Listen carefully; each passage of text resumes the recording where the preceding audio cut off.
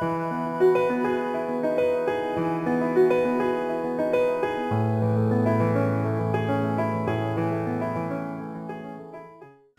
name's John Horvat, and I'm the author of the book, Return to Order, From a Frenzied Economy to an Organic Christian Society, Where We've Been, How We Got Here, and Where We Need to Go. If there's an image that corresponds to the state of the nation, it would be that of a cruise ship on a never-ending cruise. On each of its multiple decks, you find every modern comfort and entertainment. The bands are playing, the theaters are full, the restaurants crowded, and the boutiques well-stocked. The atmosphere is outwardly marked by fun and laughter. Everywhere there's dazzling spectacle and amusing games and gadgetry. There's always one more joke, one more dance to keep the party going. The cruise ship gives an almost surreal impression of fantasy, unrestraint, and delight. Well, cruises are normally celebrations for special occasions, but this party cruise is different. Over the decades, many have come to see the cruise not as a holiday, but an entitlement. It's no longer an exceptional event, but the norm.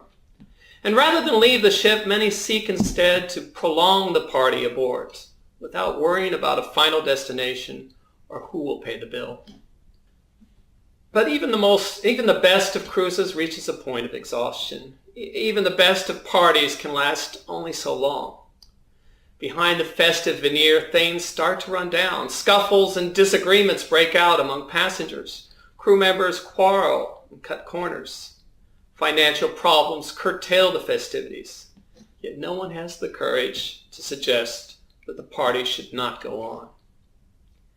Well, this image is a fitting way to describe the present crisis in America today.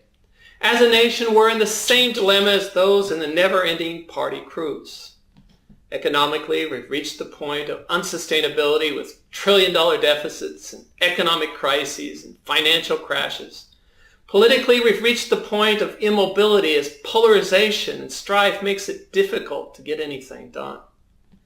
And morally, we've stooped to such great depths with our breakdown of our moral codes that we just wonder how society will survive. The course is plotted to send us to our ruin. And all the while, the band plays on. Instead of confronting these problems head on, many are looking for ways to prolong the party. No one dares to declare that the party should be over. The problems inside our cruise ship are compounded by those outside it. We're facing an impending economic collapse that appears on the horizon like a gathering storm, and few want to admit that the storm is approaching. When the full thrust of the storm will break, be it months or even a few years, is difficult to determine. We don't know exactly how it would strike or the precise means to avoid it, but what we do know is that a storm lies ahead. And it's not just a passing tempest, for we already feel its strong winds. By the sheer magnitude, we sense that there is something about this particular crisis that touches the very core of our American order. And what makes it so grave is that our ship seems so ill-equipped and our crew so divided as we approach this ever more menacing storm. In the past, we had the unity and projection that helped us stay the course in storms like these. We were a people solidly united around God, flag, and family. But now everything seems fragmented and polarized. By our great wealth and power, we once held the respect of nations.